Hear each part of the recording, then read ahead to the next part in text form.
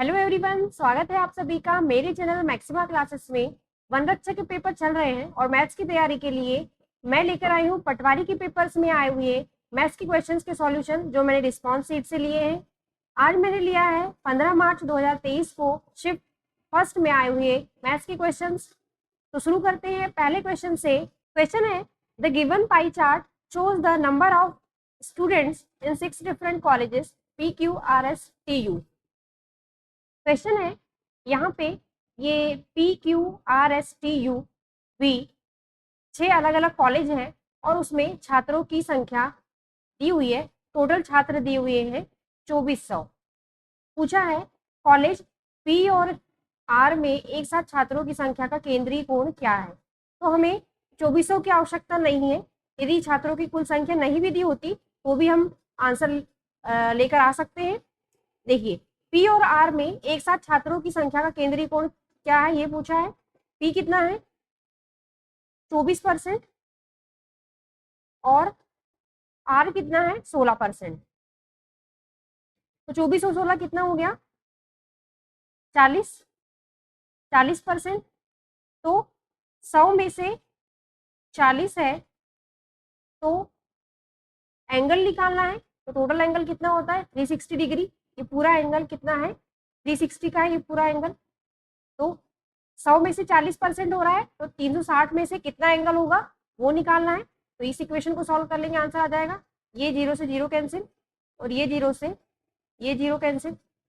36 गुणा 4, 36 गुणा 4, आंसर कितना हो जाएगा 144 डिग्री। आंसर है डी 144 डिग्री। नेक्स्ट क्वेश्चन है, मोड और मीडियन में डिफरेंस दिया हुआ है 25। तो मीडियन और मीन का अंतर निकालना है। बहुलक मीन्स मोड, मध्यिका मीन्स मीडियन और माध्य means mean. Mode minus median क्या दिया हुआ है 25 और मीडियन माइनस मोड ये निकालना है।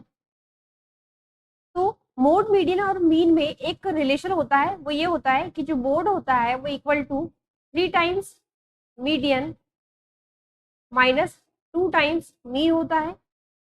ये रिलेशन बहुत इंपॉर्टेंट है क्योंकि बहुत सारे क्वेश्चंस आते हैं इसके और वो सिर्फ इस फॉर्मूले पे बेस्ड ही आते हैं सारे क्वेश्चंस। तो यही फॉर्मूला लगेगा इसमें भी।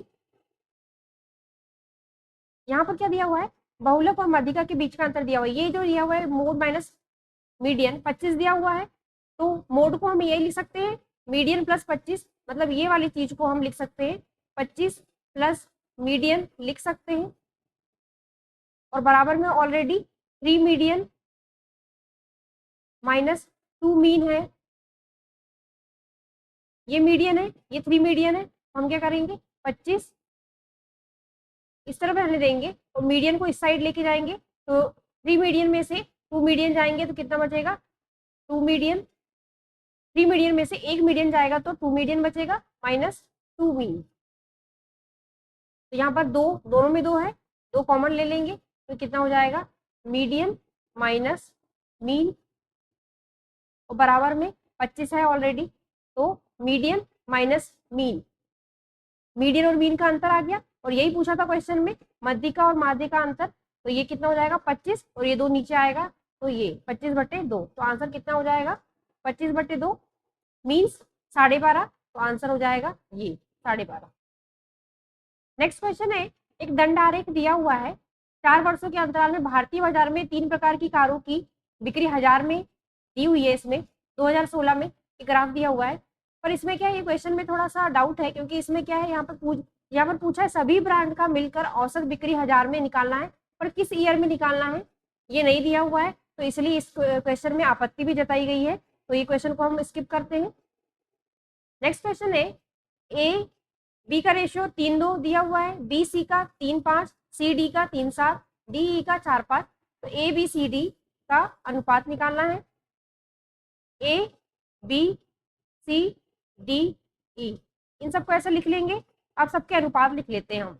ये 3 2 का अनुपात है, इसका 3 5 का अनुपात है, बी सी का, सी डी का 3 7 का है, और डी ई का है 4 5 का। क्या करेंगे, ये 2 है तो यहाँ पूरा 2 से फिल कर देंगे इसको। इस तरफ ये 3 है लास्ट, तो इस तरफ 3 से फिल कर देंगे। इस तरफ ये 5 है तो इसको 5 से फिल कर देंगे। ये 7 है, इसको 7 से फिल कर देंगे। ये 4 है, इसको 4 से फिल कर देंगे। और ये 3 है तो इसको 3 से फिल कर देंगे। फिर हम क्या करेंगे, ये सबका मल्टीप्लाई कर देंगे, ये सबका मल्टीप्लाई कर देंगे। पर हम क्या देख रहे हैं कि ये मल्टीप्लाई करने पे बहुत बड़ा नंबर होगा, इसीलिए हम क्या करेंगे, पहले यदि ये कैंसिल आउट होता है तो पहले कैंसिल आउट कर लेंगे। तो यदि हम देखें तो यहाँ ये चारों में 4 4 कॉमन है, तो 4 4 सबसे कैंसिल कर देते हैं। ये लास्ट वाले में 4 नहीं है, पर इसको हमको 4 बनाना पड़ेगा, क्योंकि ये 4 हम ऑलरेडी कैंसिल आउट कर चुके हैं। तो इसमें 4 बनाने के लिए हमको क्या करना पड़ेगा, 2 का गुणा करना पड़ेगा, और 2 का गुणा किया है तो हमको 2 का भाग भी देना पड़ेगा। अब ये 4 बन गया, तो ये 4 ये इससे कैंसिल हो जाएगा। तो यहाँ पर कितना हो गया, ये हाफ हो गया। अब ये कितना हो गया, हाफ हो गया है। अब हम मल्टीप्लाई करते हैं। पहले हम ऑप्शन को देखते हैं। ऑप्शन में पहला तो सब 27 है, तो पहले वाले को हम मल्टीप्लाई नहीं करेंगे, जो अलग है दूसरे वाले को करते हैं। दूसरे में 18 18 28 18 है, तो हम मल्टीप्लाई करके देखते हैं कि 28 आ रहा है कि 18 आ रहा है हमारा। 3 दूनी 6 6 3 18, तो ये 18 आ रहा है। फिर थर्ड वाले को करके देखते हैं। थर्ड वाले को करके देखेंगे, ये हो जाएगा 5 दूनी 10 10 3 30, ये हो रहा है। तो 18 और 30 आना चाहिए। तो ये वाले तो अलग हो गए, ये दोनों ऑप्शन अलग हो गए। 18 30, इन दोनों में 18 30 आ रहा है। अब देखेंगे हम फोर्थ वाले को सॉल्व करके। फोर्थ वाला कितना आ रहा है, 5 दूनी 10 और 10 7 70। तो कौन सा आंसर हो जाएगा हमारा, ये वाला, इसमें 70 आ रहा है, तो आंसर हो जाएगा डी। और ये 87.5 सब में सेम है, पर फिर भी हम इसको मल्टीप्लाई करके देखते हैं। यहाँ पे ये पास आते 35, और 35 5 है 25 और 2 5 15 17, और ये हाफ है, इसका डिवाइड करेंगे 2 से, तो ये हो जाएगा 2 8 16, 2 7 14 और 2 5 87.5 आ रहा है। हालांकि हमको कैलकुलेट करने की जरूरत नहीं है, क्योंकि इसमें सब में सेम है। हमारा आंसर हो जाएगा डी हो गया। नेक्स्ट क्वेश्चन है, एक ब्रोकन ट्री है, आंधी से जो टूट गया है, वो ग्राउंड से 30 डिग्री का एंगल बना रहा है, और उसका डिस्टेंस उसके फुट से 20 मीटर का है, तो उसकी हाइट निकालना है। हिंदी में देखते हैं क्वेश्चन। आंधी से टूटा हुआ एक पेड़ भूमि से 30 डिग्री का कोण बनाता है, जिसकी दूरी आधार से 20 मीटर है, तो पेड़ की लंबाई क्या है। ये पेड़ है,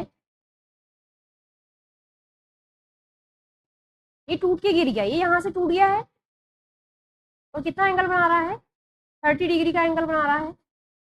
और इसकी दूरी आधार से, मतलब ये पेड़ के आधार से इसकी दूरी कितनी है, 20 मीटर है। इसको हम मान लेते हैं कि ए है और ये बी है, तो ये यहाँ से टूटा है, तो ये भी ए ही होगा। इस टाइप के क्वेश्चन में 2 टाइप की कंडीशन होती है, या तो ये 30 होगा, ये 60 होगा, ये 90 होगा, या फिर ये 45 होगा, ये 45 होगा, और ये 90 तो होगा ही होगा। जब ये 45 होगा तो 10 45 की वैल्यू क्या होती है, 1 1 होती है। तो उस केस में क्या होगा, ये 1 ये 1 और ये √2 हो जाएगा। तो पाइथागोरस की प्रमेय लगाएंगे तो।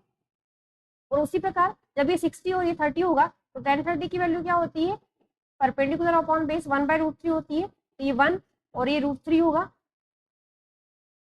और 10 60 की वैल्यू क्या होती है, √3, तो परपेंडिकुलर अपॉन बेस, तो ये √3/1। इसको पाइथागोरस लगाएंगे तो ये कितना हो जाएगा, 2 हो जाएगा। तो बस ये कंसेप्ट ही याद रखेंगे तो हमारा आंसर आ जाएगा। इसको करते हैं। अब यहाँ पर देखिए, ये भी ये 90 का एंगल बनेगा। हमें क्या निकालना है, ए और बी की वैल्यू निकालना है। क्यों, क्योंकि हमको पेड़ की ऊंचाई, पेड़ की लंबाई निकालना है, और पेड़ की लंबाई क्या होगी, ए प्लस बी होगी, क्योंकि ये पूरा पेड़ है ये। हम क्या करते हैं, ये 20 किसके बराबर है, ये 30 है यदि, तो ये 20 जो है √3 के बराबर है, और ये जो है ये 1 के बराबर है। यदि हम रेशियो में लिखें इसको, तो हम ऐसा लिख सकते हैं 20/20 b/20 बराबर 1/√3 ऐसा लिख सकते हैं। तो b की वैल्यू कितनी आ जाएगी इससे 20/√3।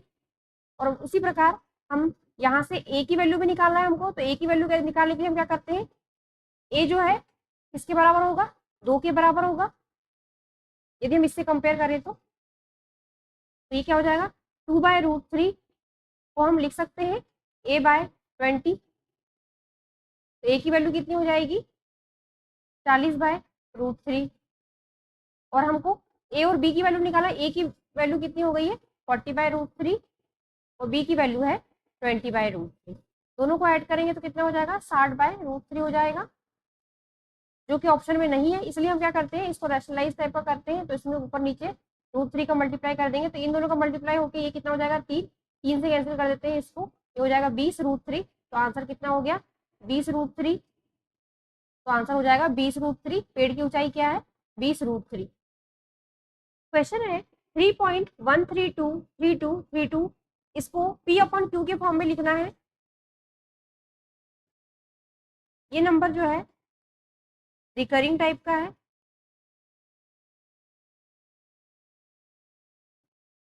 इसको ऐसा लिख सकते हैं, बार लगा सकते हैं ऊपर, क्योंकि 2 3 जो है रिपीट हो रहा है 2 3, तो ये इसको हम बार लगा सकते हैं। इसको इस तरीके से लिख सकते हैं नंबर। अब इसको हमको P/Q के फॉर्म में लिखना है, तो 3 को अलग कर लेते हैं, क्योंकि 3 जो है वो कंप्लीट नंबर है, तो इसको हम ऐसा लिख सकते हैं। अब हमको इसको हम P/Q के फॉर्म में लिखते हैं, तो उसके लिए क्या करेंगे, पहले जो पूरा कंप्लीट नंबर है उसको लिख लेंगे, माइनस जो नॉन रिकरिंग नंबर है उसको माइनस कर देंगे, बटे जितने रिकरिंग नंबर है, जितने रिपीटिंग नंबर है, कितने रिपीटिंग नंबर है यहाँ पर 2 है, तो 2 बार 9। और नॉन रिकरिंग नंबर कितने हैं, मीन्स नॉन रिपीटिंग नंबर कितने हैं 2, तो 2 बार 0। उतने 9 जितने रिकरिंग नंबर है, मीन्स जो रिपीट हो रहे हैं नंबर, उतने बार 9 लिखेंगे। और जितने बार नॉन रिपीटिंग नंबर जितने हैं उतने बार 0 लिखेंगे। अब इसको सॉल्व कर लेते हैं। 1323 में से 1313 माइनस करेंगे तो कितना आएगा 1310 अपॉन, ये हो गया 0 से 0 कैंसिल हो जाएंगे, तो कितना हो गया, ये 3 ऑलरेडी था, ये 3 सही 131/990 है। अब हम ऑप्शन में देखते हैं, तो यहाँ पर तीनों के बीच, तीनों के नीचे 990 है, इसका मतलब इसको सॉल्व करना पड़ेगा। इनका गुणा इससे करेंगे, ये मिश्र भिन्न हो गया, ये इसको गुणा करते हैं 300 27 2 3 27 और 29, इसमें 131 जोड़ना पड़ेगा, तो ये कितना हो जाएगा 1 7 3 10 9 10 और 11 और ये 3 3 1 0 1, ये किस में आ रहा है, ये पहले वाले में आ रहा है, तो यही आंसर हो जाएगा।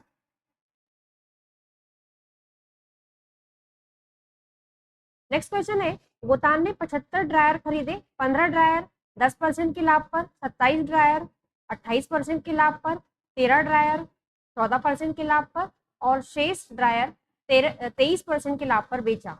यदि प्रत्येक ड्रायर का मूल्य 750 रुपए है, तो उसका कुल लाभ कितना होगा।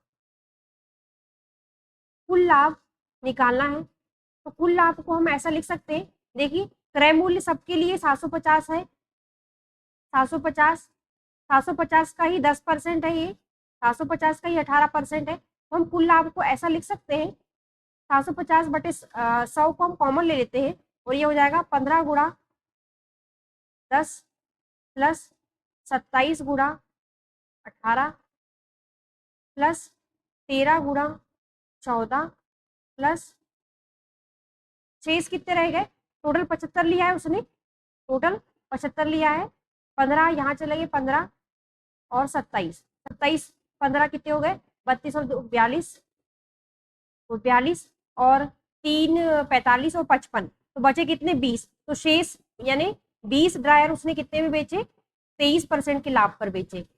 ठीक है, अभी देखिए इसको हम ऐसा लिख सकते हैं, क्योंकि सभी में ये 10% 750 का ही है, तो 750/10 गुणा 10/100 हो जाएगा।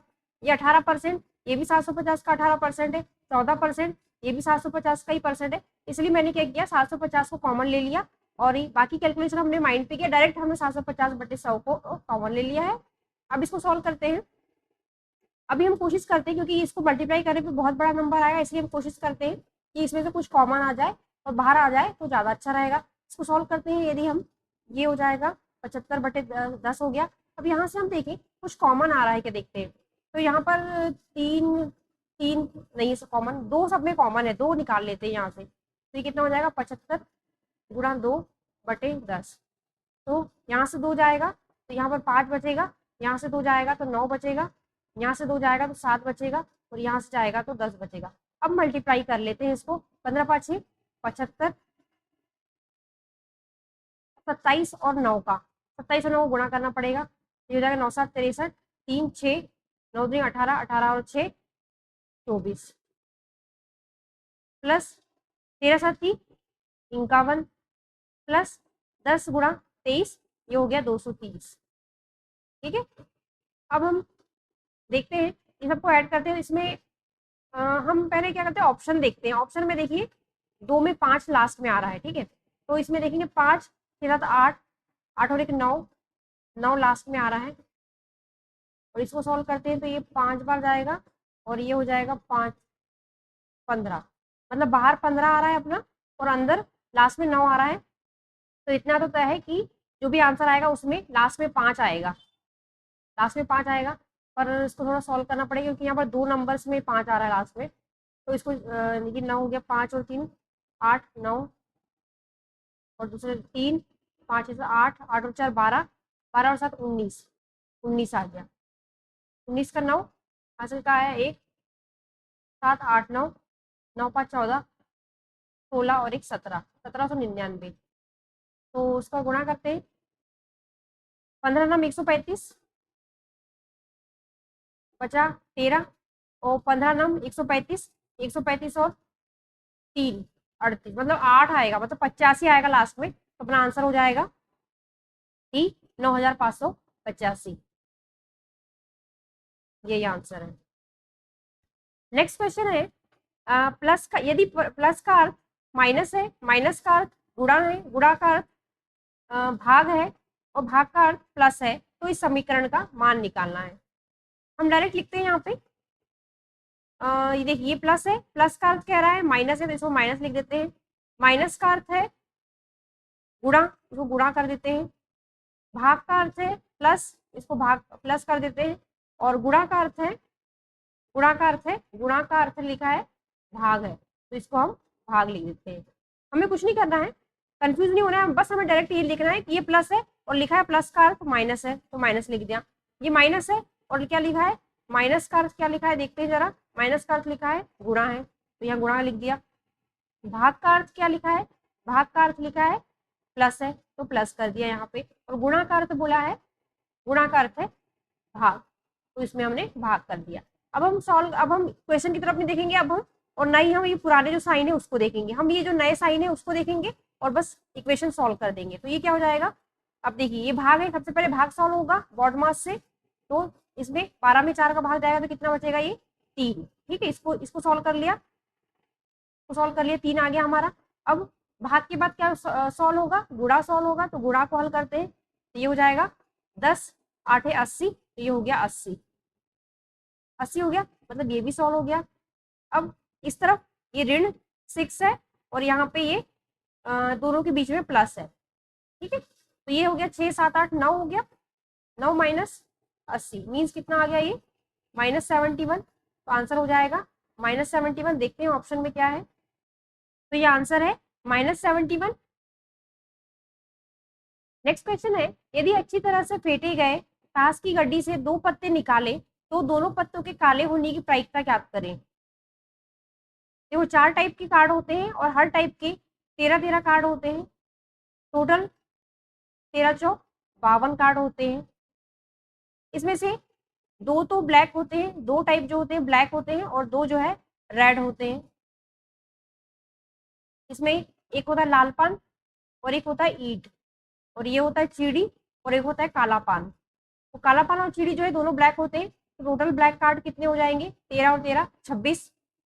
तो दोनों पत्तों के काले होने की प्रायिकता ज्ञात करना है। तो काले पत्ते आने की प्रायिकता क्या होगी, पहले तो क्या है कि काले आएंगे तो 13 और 13, 26 में से कोई 2 आएंगे तो 26C2 और अपॉन 52 कार्ड में से 2 कार्ड निकालना है तो इसलिए हो जाएगा 52C2। तो यही आंसर होगा। तो आंसर है ए 26C2 अपॉन 52C2 प्रायिकता होगी, ये आंसर है। नेक्स्ट क्वेश्चन है, एक फार्मर एक शॉपकीपर के पास जाता है क्या लगवाने के लिए, आयरन की वायर लगाने के लिए। अपने फील्ड पे आयरन वायर लगाने के लिए वो एक दुकानदार के पास जाता है, जहाँ पर वो क्या नोटिस करता है कि उसके जो तार है उसका 15th पार्ट और 5th पार्ट जो है दोनों मिलके कितना मीटर होते हैं, 1840 मीटर होता है। तो यदि वायर की कॉस्ट 20 रुपये प्रति मीटर है तो उसको कितना रुपए का खर्चा आएगा, ये पूछा है। तो किसान ने क्या देखा कि जो लोहे के तार का 15वां भाग और 5वां भाग मिलके 1840 मीटर है, और उसने क्या किया, पूरा तार ले लिया और क्या ऑब्जर्व किया कि जितना तार उसने लिया है उसका 15वां भाग और 5वें भाग को जोड़ने पर कितना हो रहा है, 1840 मीटर हो रहा है। अच्छा, ये 15वां भाग और 5वां भाग किसका, जितनी लंबाई उसने खरीदी, माना कि उसने लंबाई खरीदी L मीटर, तो ये इसके बराबर है। तो हम लंबाई निकाल लेते हैं पहले। तो लंबाई कितनी हो जाएगी, 1840 गुणा, अब देखिए यहाँ पे 15 और 5 का एलसीएम कितना हो जाएगा, 15 ही हो जाएगा। तो यहाँ पर 15 लिख दिया हमने, और ये ऊपर जाएगा तो 15, यहाँ पर 3 और ये 1, 3 और 1 4, तो ये हो गया 4। 4 से कैंसिल करते हैं इसको, 4 चौको 16, 724 और ये। अब क्या लिखा हुआ है कि लंबाई तो इतनी आ गई, अभी हम मल्टीप्लाई नहीं करते, अभी हम देखते हैं आगे क्या पूछा है कि 20 रुपये प्रति मीटर के भाव से वायर का कीमत कितनी होगी। तो 20 रुपये का गुणा और गुणा कर देते हैं इसमें, तभी कितना हो जाएगा, 460 गुणा, और ये हो गया 15 दूनी 30, 300 हो गया। ठीक है, तो ये 3 जीरो तो आएंगे ही आएंगे, तो ऑप्शन में देख लेते हैं 3 जीरो किस, 3 जीरो सब में ही आ रहे हैं, और ये हो जाएगा 40 गुणा 3, 3 छंग 18, 18 किस में आ रहा है, तो देखिए एक ही में आ रहा है 8, तो बस हम मार्क कर देंगे, पूरा गुणा करने की जरूरत नहीं है। तो ये आंसर हो जाएगा 1,38,000 रुपये, यही आंसर है। नेक्स्ट क्वेश्चन है, अगर दो नंबर x और y दोनों को एक नंबर d से डिवाइड करते हैं तो दोनों बार रिमाइंडर क्या बचता है, 4,375 और 2,986 बचता है। अगर दोनों का जो सम है x और y उसको उसी नंबर से डिवाइड करें तो रिमाइंडर, अच्छा ये क्वेश्चन थोड़ा सा ये गलत था, ये इसमें थोड़ी आपत्ति भी बताई गई है। ये एक्चुअली यहाँ पर था ऑब्टेन इज 2361 होना चाहिए यहाँ पे।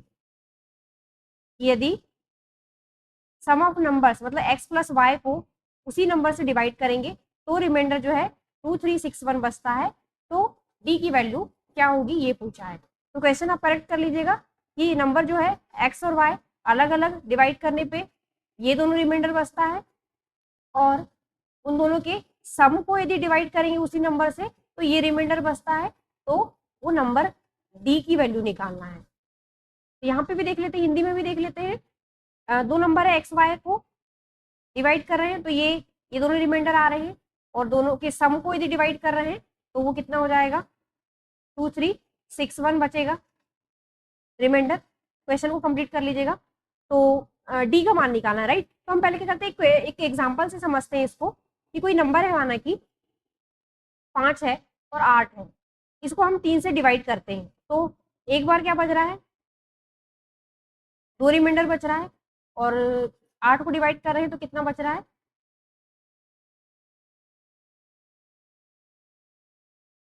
2 बच रहा है। तो 8 और 5 को जोड़ दें तो कितना आ रहा है, 13। 13 को यदि हम 3 से डिवाइड करेंगे तो कितना रिमाइंडर बचेगा, 1। वैसे हम क्या सोच सकते थे कि यदि 5 और 8 को जोड़े हैं और 3 से डिवाइड कर रहे हैं तो इसका 2 रिमाइंडर, इसका 2 रिमाइंडर, 2 + 2 4 रिमाइंडर बचना था, पर 4 रिमाइंडर ना बच के 1 रिमाइंडर बचा है। इसका क्या मतलब हुआ कि 4 में से 1 को माइनस करेंगे 3, वही संख्या आ गई है। तो 4 रिमाइंडर इसलिए नहीं बचा क्योंकि इसका जो 3 है उसमें 3 का पूरा पूरा भाग चला गया है, और बचा कितना है, 1, इसलिए 1 रिमाइंडर बचा है। तो यही कॉन्सेप्ट हम इसमें भी लगाएंगे कि पहले अलग अलग रिमाइंडर कितने थे, इतने अलग अलग रिमाइंडर ये था। अब होना ये था कि जब हम x + y दोनों को जोड़ के उसमें डी का भाग देते तो रिमाइंडर क्या बचना था, रिमाइंडर बचना था 4 3 7 5 प्लस 2 9 8 6, रिमाइंडर ये बचना था। इन दोनों को जोड़ते हैं तो कितना आएगा देखते हैं पहले, 6 5 11, 8 7 15 और एक 16, एक आया बचा 9 10 11 12, 1 4 5 6 और एक 7। तो होना क्या था, जैसे यहाँ पर मैंने समझाया था कि 5 से डिवाइड किया 3 को तो 2 रिमाइंडर बचा, 8 में डिवाइड किया 3 का तो 2 बचा। जब हम 8 और 5 को जोड़ के और फिर 3 का भाग देते हैं तो बचना क्या था, 2 + 2 4 रिमाइंडर बचना था, और 4 रिमाइंडर नहीं बचा बल्कि कितना रिमाइंडर बचा, 1 बचा। क्यों, क्योंकि जो 4 में 3 का पूरा पूरा भाग चला गया है तो 4 - 1 करिया है तो वो संख्या आ गई है। उसी प्रकार हम यहाँ पर देखेंगे ये संख्या 7 3 6 1 आई है और यहाँ पर शेषफल ये बचना था पर ये बचा है। इसका क्या मतलब हुआ कि इसमें से यदि हम इसको माइनस कर देंगे तो वो संख्या आ जाएगी जिसका हम भाग दे रहे हैं, मतलब डी की वैल्यू आ जाएगी। इसको माइनस करते हैं, 6 6 0 3 3 7 में से 2 गए 5, तो अपना आंसर क्या हो जाएगा, जो डी की वैल्यू क्या हो जाएगी 5000, तो आंसर है ये 5000।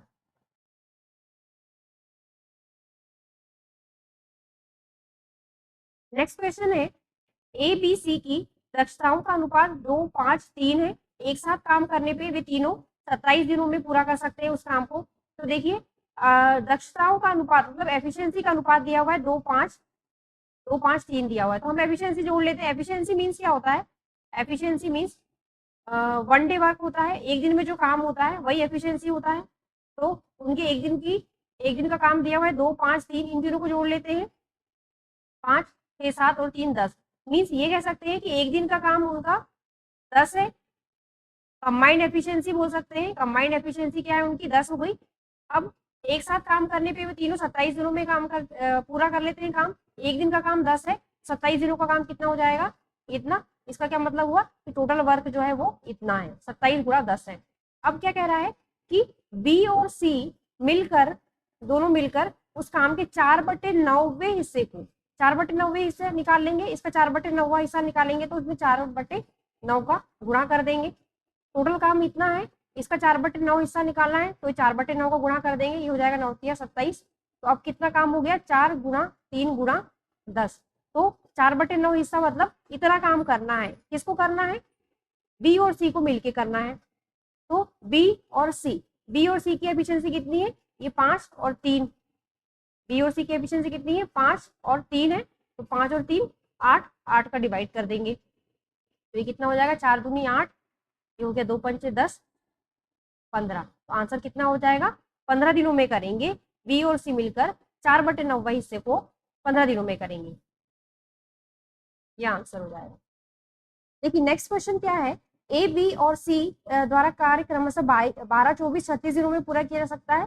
समान कार्य को पूरा करने के लिए एक साथ कितने दिनों तक काम करना होगा, ठीक है। तो क्या होता है, एफिशिएंसी जो होता है वो होता है 1 डे वर्क, एक दिन के काम को ही एफिशिएंसी बोलते हैं। और ये किसके बराबर होता है, 1/, पूरे काम को करने में लगे दिन होता है, करने में लगे दिन। यदि हमने वर्क को एक माना है, यदि हमने वर्क को एक माना है तो 1/ पूरे काम को करने में लगे जो दिन होते हैं वही एफिशिएंसी होता है, या फिर ये कह सकते हैं कि 1 डे वर्क होता है, ठीक है। तो यहाँ पर क्या है कि ए बी और सी पूरे काम को करने में कितने दिन लेते हैं, 12 24 और 36 दिन लेते हैं। तो ये कह सकते हैं कि ए की एफिशिएंसी 1/12 है, क्योंकि मैंने जैसे बताया एफिशिएंसी क्या होता है, 1/ पूरे काम को करने में लगे दिन। तो इसको ए पूरे काम को कितने दिनों में करता है, 12 दिन में, मीन्स उसका एक दिन का काम 1/12 हो जाएगा, या उसकी कह सकते हैं एफिशिएंसी जो है वो 1/12 हो जाएगी। बी की एफिशिएंसी हो जाएगी 1/24, सी की एफिशिएंसी हो जाएगी 1/36, मीन्स ए बी और सी का एक दिन का काम 1/12 1/24 1/36 है, तीनों मिलकर काम करेंगे। देखो क्वेश्चन में क्या पूछा है, समान कार्य को पूरा करने के लिए उन्हें एक साथ कितने दिनों तक काम करना पड़ेगा। अब तीनों को मिलकर काम करना है, तीनों मिलकर काम करेंगे तो तीनों का एक दिन का काम कितना हो जाएगा, 1/12 प्लस 1/24 प्लस 1/36 हो जाएगा। तीनों का एक दिन का काम हो जाएगा, जोड़ने पर आ जाएगा, तो इसका एलसीएम निकालते हैं तो ये हो जाएगा 72 और ये हो जाएगा 12 छंग 72, 24 तिया 72, 36 दूनी 72, ये कितना आ गया ये आ गया 6, 7, 8, 9, 10, 11, 11/72 आ गया। ये क्या आया है, एफिशिएंसी आई है। और मैंने क्या बताया था कि एफिशिएंसी जो होता है वो क्या होता है, 1 पूरे काम को करने में लगे दिन। तो ये एफिशिएंसी है, तो इसको उल्टा कर देंगे, 72/11। तो ये क्या हो जाएगा, पूरे काम को करने में लगे दिन। तो यही पूछा है क्वेश्चन में, समान कार्य को पूरा करने के लिए कितने दिन लगेंगे, तो आंसर हो जाएगा 72/11। तो आंसर है 72/11, ये आंसर है। नेक्स्ट क्वेश्चन है 2661 दो संख्याओं के बीच का अंतर है और दो संख्याएं ज्ञात कीजिए यदि एक संख्या 22%, दूसरी संख्या 55% है। माना कि दो संख्याएं हम मान लेते हैं एक्स और वाई है, तो एक का 22% एक्स का 55% वाई के बराबर है, ये कह रहा है। और दो संख्याओं के बीच का अंतर 2661 है, राइट। तो यहाँ से परसेंट कैंसिल हो गया, ये हो जाएगा 11 दूनी 22, 11 5 55। तो एक्स बराबर कितना आ गया, 5/2 वाई। तो वहीं पर क्या कह रहा है क्वेश्चन में कि एक्स माइनस वाई बराबर कितना है, 2 6 6 1 है। तो यहाँ पर क्लियर दिख रहा है कि एक्स बड़ी है, यहाँ से भी समझ में आ रहा है, तो इसलिए ये इक्वेशन हमने सही लिखी है। तो हम इसको रख देते हैं, एक्स की वैल्यू 5/2 वाई माइनस वाई बराबर 2 6 6 1। तो यहाँ से 2 गए, ये हो जाएगा 3y/2 बराबर, ये हो गया, 3 से कैंसिल कर देते हैं इसको, तो ये हो जाएगा 3 8 24, 3 8 24, 3 7 21। और यहाँ पर 2 का गुणा कर देते हैं, तो y की वैल्यू आ जाएगी, हमें क्या निकालना है, एक्स और वाई की वैल्यू निकालना, ठीक है। तो हमको क्या समझ में आ रहा है कि वाई की वैल्यू ये है, ठीक है, वाई की वैल्यू ये है। तो यहाँ से क्या समझ में आ रहा है हमको कि इसमें 2 का गुणा करेंगे तो कितना जाएगा, 4 आएगा लास्ट में। तो ये संख्या क्या हो सकती है, एक सेकेंड, 4 आना चाहिए लास्ट में। तो इन दोनों में से कोई हो सकता है, पहले तो ये देख ले, है ना। तो वाई की वैल्यू इतनी आ गई। अब हमको एक्स की वैल्यू निकालना है, तो एक्स की वैल्यू निकालने के लिए इसमें 5/2 का गुणा कर देंगे तो आ जाएगा आंसर। देखिए यहाँ से देख सकते हैं हम, 5/2 इंटू वाई है ये, इसमें 5/2 का गुणा कर देंगे तो आ जाएगा आंसर। तो ये हो जाएगा, 2 से 2 कैंसिल हो जाएगा और 5 7 35, लास्ट में 5 आना चाहिए। तो लास्ट में 5 किस में आ रहा है, देखिए 4 लास्ट में आ रहा था, तो हमने कहा था कि इन दोनों में से कोई हो सकता है। फिर देखिए अब यहाँ से 5 7 35, लास्ट में 5 आएगा, तो आंसर हो जाएगा ये वाला, इसमें लास्ट में 5 आ रहा है, तो ये आंसर हो जाएगा। तो अपना आंसर हो जाएगा कितना, ये आंसर हो गया अपना।